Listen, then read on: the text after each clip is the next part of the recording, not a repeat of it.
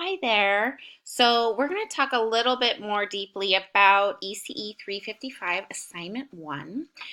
We have a template here for you, and the purpose of the template is really so that you are not focusing on formatting or focusing less on formatting and more on content.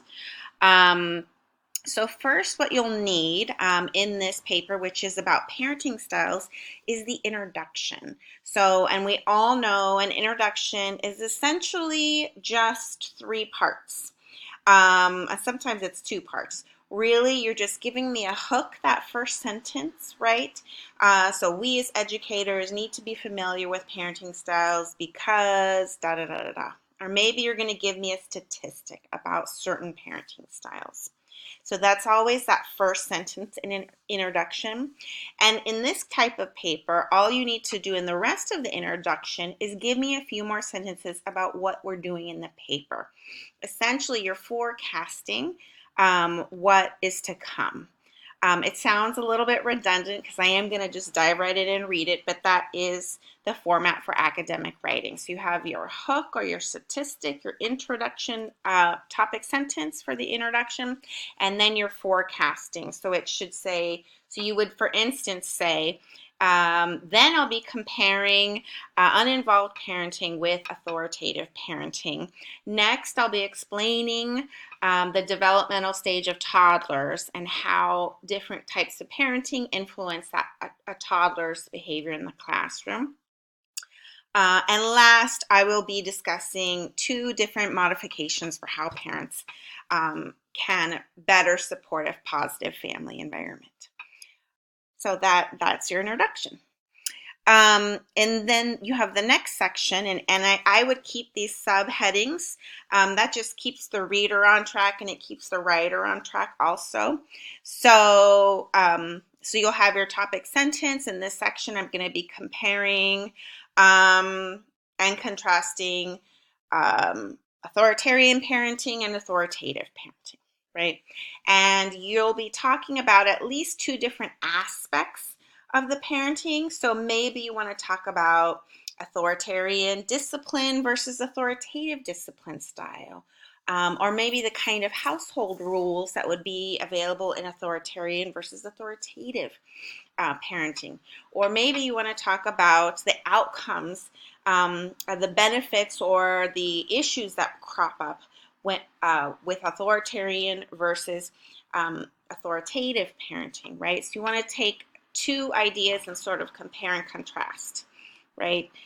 The next section is you're going to take just one developmental stage, so it can be anything from a toddler age to an adolescent, and how parenting affects that particular phase, right?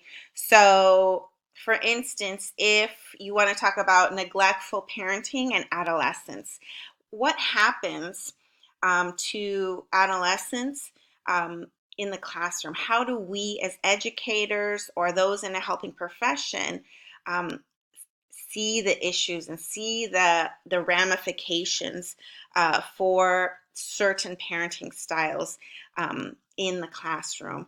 And especially with those like uninvolved or permissive parenting, right? We really see the consequences of those in the classroom, right? And the reason for this section is we want to sort of think about how we're going to be on the lookout for children that have issues. So you give me a few sentences there. And for parenting modifications, you want to tell me how parents can create a positive family environment, not just how they can, but why, and give me some research, right? So, so you may want to say parents really need to have an open communication with children. Okay, well, what does that mean? I need an example of what that looks like, and also where did you get that information? Because we know it logically as educators, as human beings. Communication is good, but this is an academic paper, so you need to cite where you're getting this information. And and that's really important in these papers. Be citing the textbook, and an article or two in order to get full points, right? You want to do the in-text citations. And I think I have a few examples. Here we go. Yeah, so in this particular paper, you want to use the text and at least 3 outside scholarly sources, so that you can get the full points for using supportive resources. And you're using in-text citations, so it's not enough that you cut and paste the book here and an APA format the articles. You need to, as you're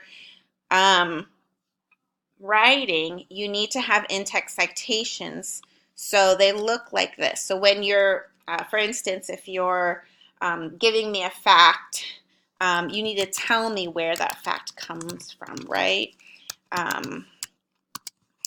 So that's the reference. That's the in-text citation, this little piece.